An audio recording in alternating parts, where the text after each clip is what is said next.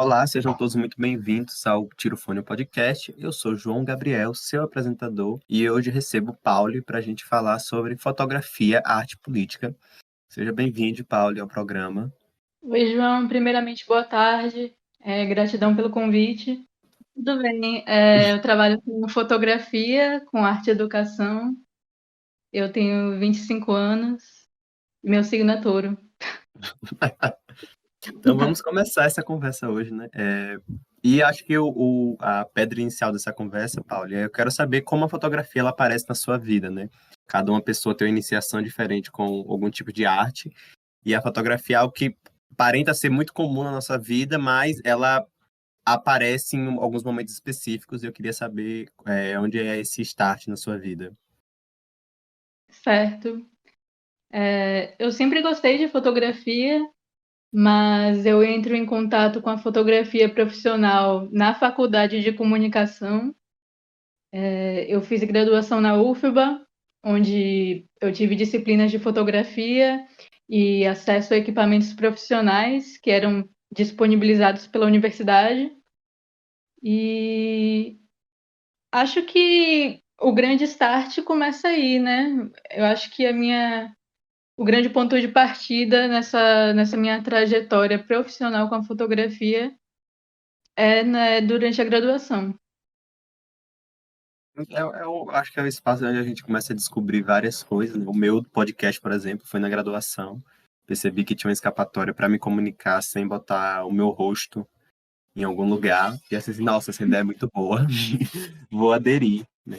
E aí vamos começar a funilar essa conversa, né? Eu fui lá, né, fazer uma bela stalkeada no seu feed para encontrar algumas coisas que eu queria trazer para essa conversa, porque o meu primeiro contato com você foi com algumas fotografias em relação a manifestações, né? Temos ali para o dia 15 de maio de 2019 já algumas manifestações, algumas fotografias suas registros, né, nas manifestações pela educação no Brasil e de alguns protestos no Chile, se eu não me engano, no início de 2020, no final de 2019, né? Os protestos. E eu queria saber de você onde nasce agora exatamente essa fotografia voltada para isso, registrar esse tipo de acontecimento, que não é algo simples, não é algo fácil, né? Então, onde nasce essa vontade aí? Sim, não é fácil. Na verdade, eu fotografo protestos e outros eventos muito antes de 2019. Mas 2019 é uma espécie de marco na minha trajetória na fotografia, porque é quando eu começo a compartilhar as imagens que eu faço na internet, é quando eu crio um portfólio, e também é quando eu começo a estudar arte dentro da academia de uma maneira mais direcionada. Mas, enfim, entre 2015 e 2019, existe um extenso arquivo de fotografias que eu fiz e não estão na internet, não só de protesto, mas também de outros temas, e acho que particularmente a fotografia de protesto não foi necessariamente uma escolha, mas aconteceu em decorrência de uma sequência de acontecimentos muito intensos no Brasil e no mundo também, né? E que de algum modo estavam em sintonia com as coisas que aconteciam na minha vida. E quando eu estava no ensino médio, por exemplo, aconteceram os protestos da Primavera Árabe, e eu fiz o terceiro ano do ensino médio em 2013. E em junho de 2013 aconteceram os protestos no Brasil, com influência dos protestos da Primavera Árabe, principalmente no quesito do uso das redes sociais e das novas tecnologias. E esse momento específico para mim foi muito importante para entender a imagem e precisamente a imagem fotográfica como um meio de comunicação política, né? E eu me lembro bem que nesse período específico muitas fotografias se tornaram icônicas e emocionaram muito as pessoas, acho que principalmente a juventude. E esse momento foi tão simbólico em um sentido comunicacional que a partir dele algumas iniciativas como a mídia ninja, por exemplo, ganharam muita força e outras iniciativas como o MBL e o Vem Pra Rua começaram a surgir, e são iniciativas que eu acho que têm a imagem como elemento central e que não existiriam e muito menos funcionariam sem a imagem, né? Então, eu termino o ensino médio em 2013 e já entro na faculdade de comunicação em 2014 com essa consciência sobre o poder que uma imagem pode ter, né?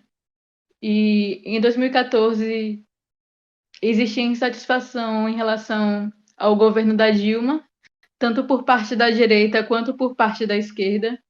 E essa insatisfação resultou em alguns protestos. Em 2015 acontecem as greves das universidades federais e a greve da UFBA, que se não me engano durou 140 dias, foi a greve mais longa da história da universidade. No mesmo ano também aconteceram as ocupações nas escolas de São Paulo, que também foram muito mediadas por imagens. E em 2016 acontece o começo do horror, né?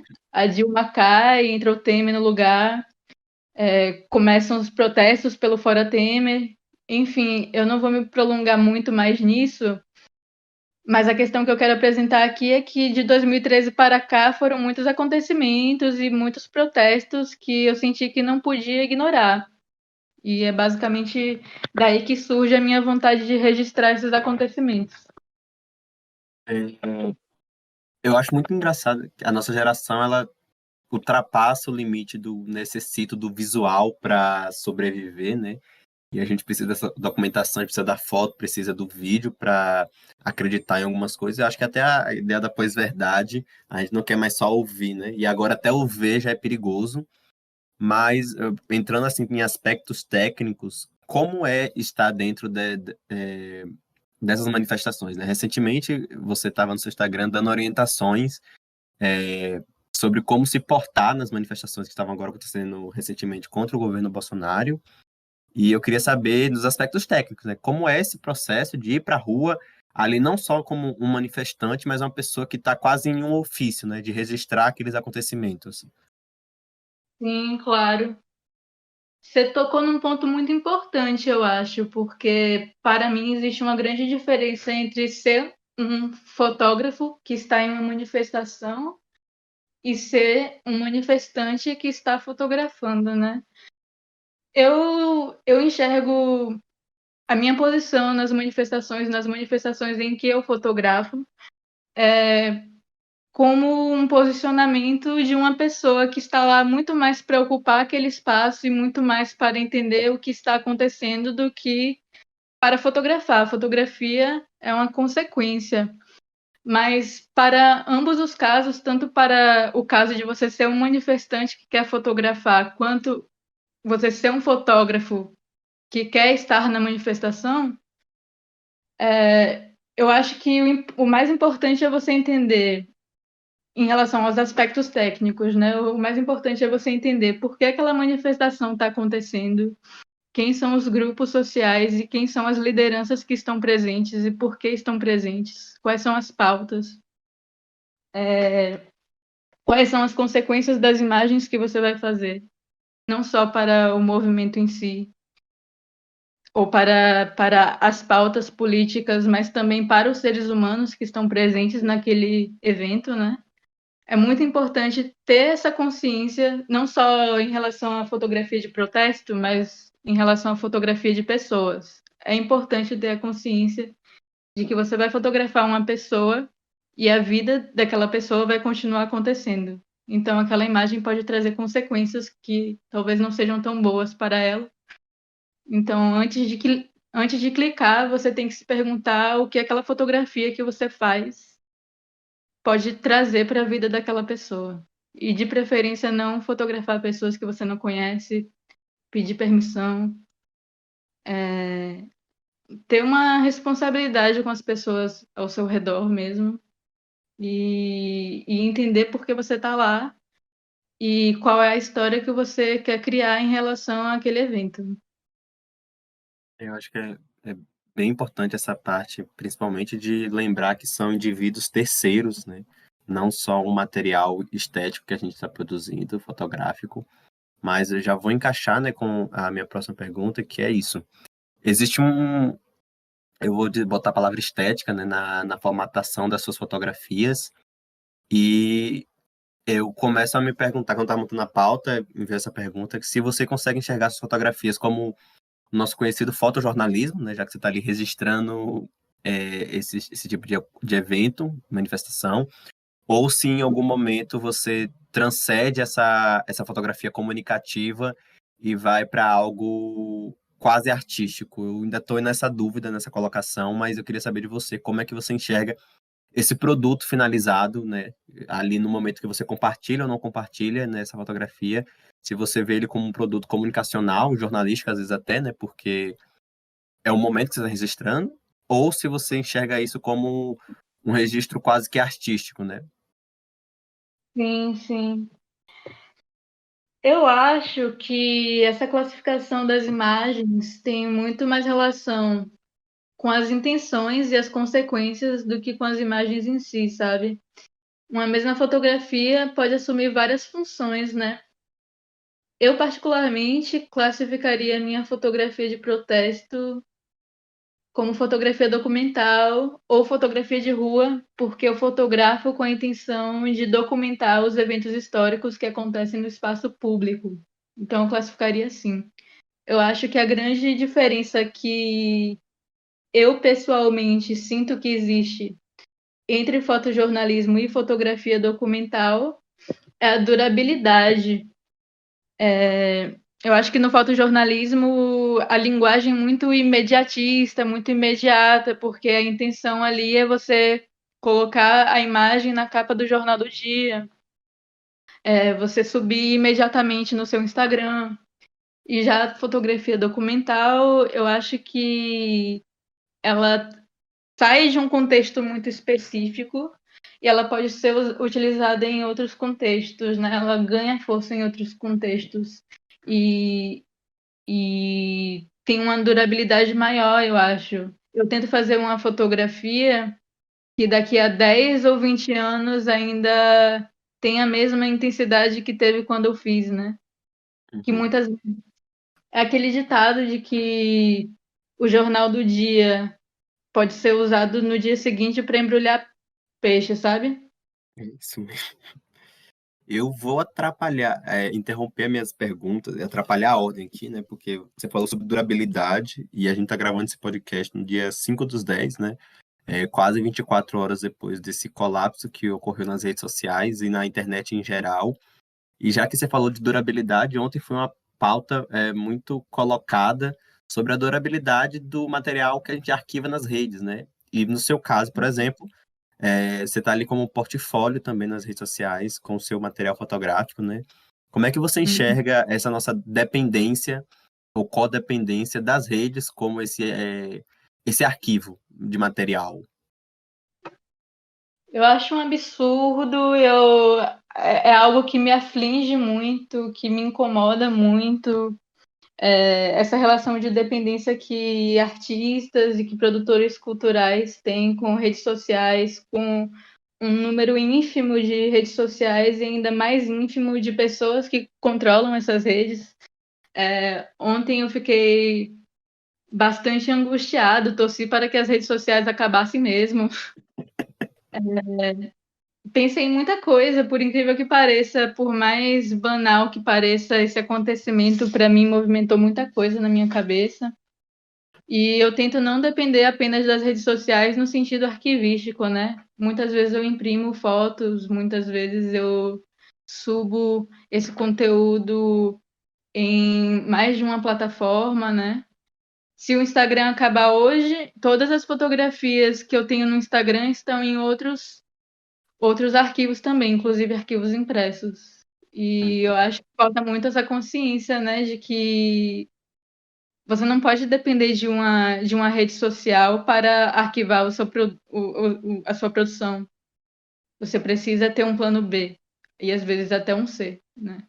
Eu tive essa conversa ontem com uma amiga minha que eu falei, quando eu comecei a utilizar o Instagram, tinha muito dessa era um material pro feed ali, por exemplo, que teria que ficar registrado, então salvo ali, e depois a gente tem o surgimento dos stories, que era o descartável, né? E eu falei que até os stories hoje, para mim, não são descartáveis, porque eu vou nos stories consultar o que eu estava fazendo naquele dia, eu vou nos stories saber Se eu fui naquela exposição, um arquivo que eu tô lá, algumas produções minhas estão literalmente presas nos stories, eu não tenho nem salvo em outro lugar, e falei assim, meu Deus, lascou, né? Mas é as coisas da vida.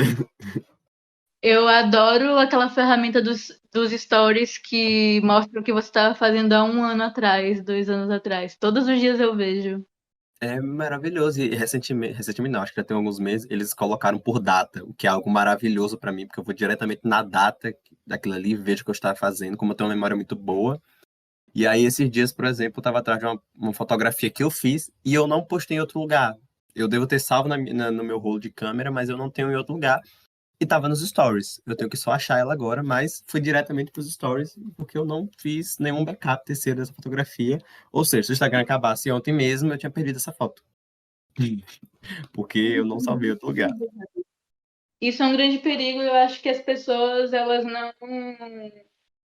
não têm consciência de que as coisas podem acabar em qualquer momento, né? As redes sociais podem acabar. Ontem foi um exemplo de, assim, foi como se fosse um teste, né? Um teste do que aconteceria se as redes acabassem. E, por um lado, eu fiquei aflita em relação a alguns conteúdos que eu também tenho só no Instagram. Minhas fotografias todas eu tenho em outros arquivos, mas, por exemplo, conversas eu só tenho no Instagram, né? Sim. Ou Como então alguns materiais, sei lá, de eventos acadêmicos, alguns panfletos de oficinas que eu fiz, eu só tenho no Instagram, então. você falando de oficina, eu até conversei com minha mãe. Eu disse assim, poxa mãe, semana que vem vão ter várias palestras em várias universidades sobre como lidar com o fim das redes sociais. Só que eu não vou conseguir me inscrever em nenhuma, porque não vai ter rede social para divulgar. Então eu não vou saber dessas palestras, porque Por um lado, poxa, eu queria muito que as redes sociais acabassem, porque eu acho que elas estão destruindo o mundo. Mas por outro, eu consigo ter muito contato com muita coisa nas redes sociais, inclusive esses eventos e inclusive toda a informação e todo o conteúdo que me faz odiar as redes sociais, né? E aí, por exemplo, essa conversa é um grande exemplo disso, né? Se eu não me engano, meu primeiro contato com alguma foto sua foi algum registro do Feira Noise aqui. E depois eu caio nesse feed lá preto e branco com vários registros de manifestações, o que me deixou assim, falei, meu Deus, olha isso, tipo, então assim, aquele momento fã, eu já compartilhei para vários amigos, falei, gente, olha essa fotografia, tipo, olha isso aqui, vocês estão vendo isso aqui, sabe? E assim, eu sou uma pessoa apaixonada por preto e branco e de fato ali tem uma composição muito maior, uma edição, eu falo assim, gente, isso aqui é um trabalho muito bom. Olha isso aqui. Então, assim, sem a rede social, isso não teria acontecido, provavelmente, né? Porque não sei como esse material chegaria na minha presença, ou como eu faria esse compartilhamento. Falar assim, não, gente, vamos ali numa galeria, ver o trabalho ali. Vem cá, dá sua mão aqui, vamos ali. E não, é algo que eu faço em 3 segundos, pego uma publicação e compartilho ali no Instagram. Falo assim, olha essa foto aqui, ó, que massa. Segue essa É isso, pessoa aqui. isso é muito doido, parando para pensar. Pô, toda vez que várias oportunidades que me foram dadas foram graças à internet, né? O próprio Feranoise mesmo, que eu trabalhei em uma edição em 2017, Joilson, que é o cara que produz o evento, me convidou pela internet, porque ele tinha visto um trabalho meu na internet e me chamou para participar da equipe. E não sei, a internet me ajudou muito, as redes sociais me ajudaram muito, mas ao mesmo tempo eu acho que o mundo está colapsando por causa das redes sociais, né? É um grande Ah, dualismo. é. Mas, assim, vamos prosseguindo. Se é mais benéfico ou maléfico tudo isso, né? Fazer uma listazinha de pontos. Aquelas listas de prós e contras que a gente faz quando vai analisar alguma coisa. Eu sou ótimo com isso. Mas falando em listas, listas fazem parte de processos, né? Eu tô ótimo hoje. E eu queria perguntar sobre como é esse processo criativo para você, né? Que você não só trabalha com esse registro de manifestações como eu trouxe aqui, você tem um outro olhar sobre a fotografia. E você lecionou, né, esse período no início do ano agora. Eu pude participar de algumas dessas suas conversas sobre esse processo criativo da fotografia, né? E como tanto eu quero hoje perguntar como é esse processo para você e como você chega ao ponto de começar a compartilhar, né? Como vamos botar nessa posição de professor. Uhum. É, Então, meu processo criativo, ele é muito flexível, assim, eu acho. E principalmente agora na quarentena, ele mudou muito. Mas passos que eu sempre sigo quando eu penso em um projeto, por exemplo, é procurar sempre referências, tanto referências visuais quanto referências em outras mídias. Pensar em um tema que eu quero tratar, ou um acontecimento que eu quero tratar. Pesquisar sobre esse tema, pesquisar referências tanto estéticas quanto referências, sei lá, conceituais, informacionais. Eu escrevo muito em blocos de notas no celular ou em cadernos, em papéis. Isso me ajuda muito a organizar as coisas. O que mais que eu costumo fazer? Hum, eu acho que muito do processo acontece no próprio processo. Às vezes, na maioria das vezes, o meu processo criativo não é muito planejado. E começar a estudar sobre acaso me ajudou muito a entender que não é um processo desorganizado, é só um processo diferente, né? Que não necessariamente eu preciso colocar tudo num esquema, tudo num plano para que esse plano aconteça e que ele funcione. Eu acho que para mim é o aspecto mais importante do processo criativo. Em relação à partilha desse processo e as oficinas e as aulas. A primeira vez que eu lecionei uma oficina de fotografia foi pouco depois que eu comecei a fotografar.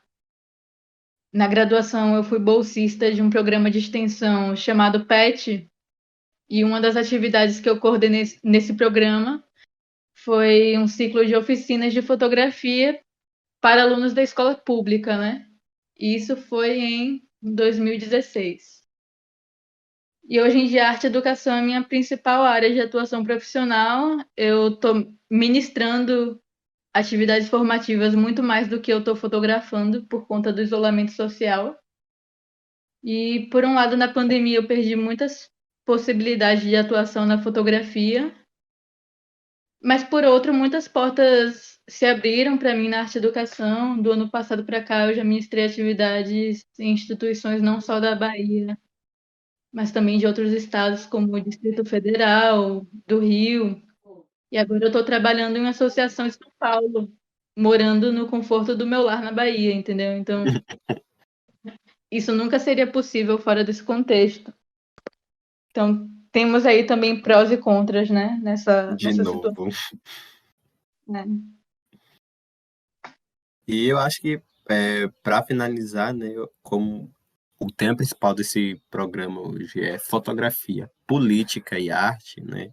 Eu queria saber se você consegue enxergar um limiar entre essa arte puramente contemplativa ou se todo tipo de produção artística ela tem seu cunho político, né? A gente fala muito sobre separar o artista da obra. Tem como separar a obra da política nesse momento? Hum, eu acho essa pergunta muito difícil de responder, porque o significado de uma obra não é único e não depende só de um autor. Porque uma mesma obra pode ser vista como política ou apolítica por pessoas diferentes, né? E, assim, eu acho que o que diferencia uma obra de outra é o nível de abstração, talvez.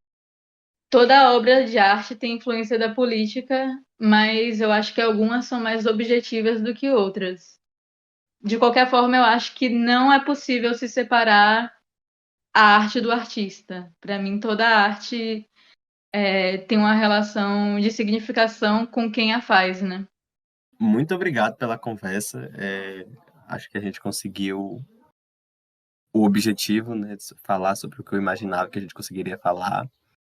Então, nesse momento, já que a gente está falando de rede social, onde você pode fazer a finalização mesmo, né? A palavra final. Deixar a rede social aí se você quiser. E é isso. Beleza, todas as minhas oficinas e minhas fotografias são divulgadas no meu perfil do Instagram, Corpo Expandido. Inclusive, em breve vai ser lançada uma outra oficina, fiquem atentos e atentas e atentes.